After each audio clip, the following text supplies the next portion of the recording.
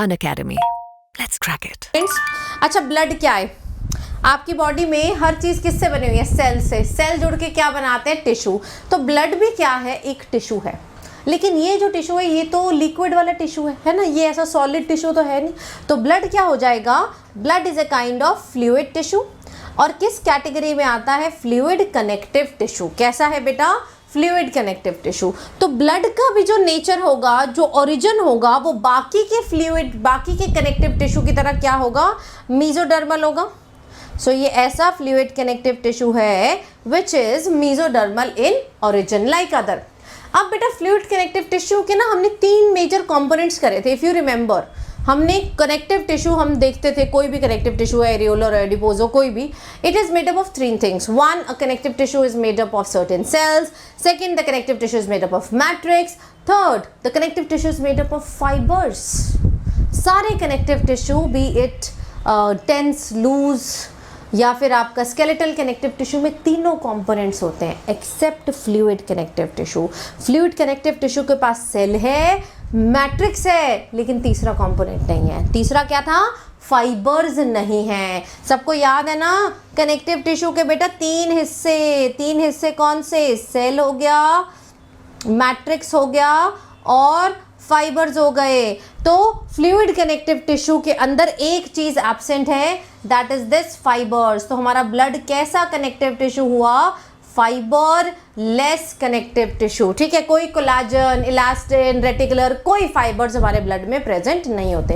तो ब्लड में क्या होता है? ब्लड बेटा 2 चीजों से बना हुआ है। Blood consist of 2 things.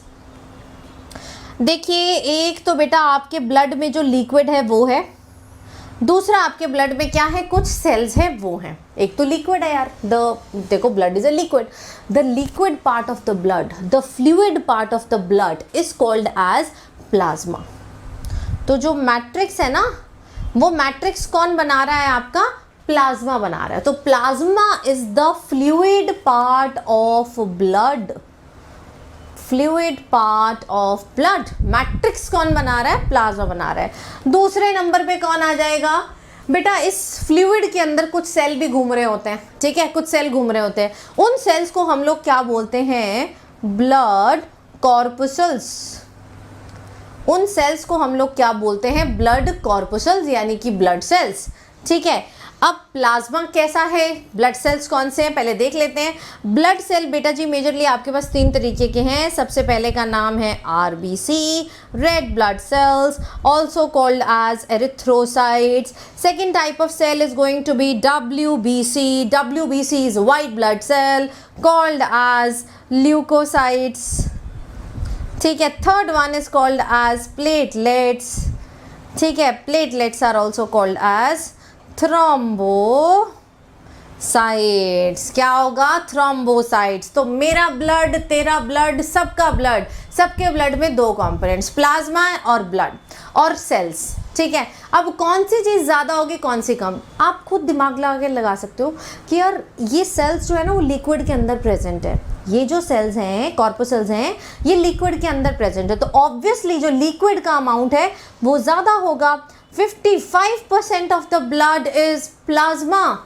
100 में से 55% of the blood is plasma. तो बचा हुआ 45% of the blood would consist of these blood corpuscles. तो जो आरबीसी है, डब्ल्यूबीसी है, प्लेटलेट्स है, वो कितना प्रतिशत है ब्लड का? 45%। और इधर कितना है आपका? 55%। अब बेटा अगर मैं इस प्लाज्मा को देखूं, वैसे तो बेटा जब हम ब्लड देखते हैं तो मुझे पूरा का पूरा ब्लड रेड दिखता है, थैंक्स टू बेटा आरबीसी की वजह से मुझे पूरा ब्लड रेड दिखता है। मैं डिफ्रेंशिएट नहीं कर पा रही हूँ कि क्या प्लाज्मा है, क्या प्लाज्मा का असली रंग रेड ही था या कुछ और है।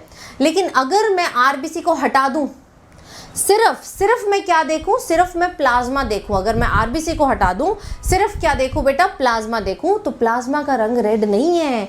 Plasma is pale yellow in colour. It is pale yellow in colour. तो actual colour of plasma is pale yellow, but since उस प्लाज्मा में रेड कलर्ड पिगमेंट हीमोग्लोबिन जो कि आरबीसी में बैठा होता है वो प्रेजेंट है, इसीलिए हमें ओवरऑल ब्लड का कलर क्या दिखाई देता है? रेड कलर दिखाई देता है। ठीक है, तो सबसे पहले बेटा जी हम डिटेल कर लेते हैं प्लाज्मा की, फिर हम डिटेल कर लेंगे इन सेल्स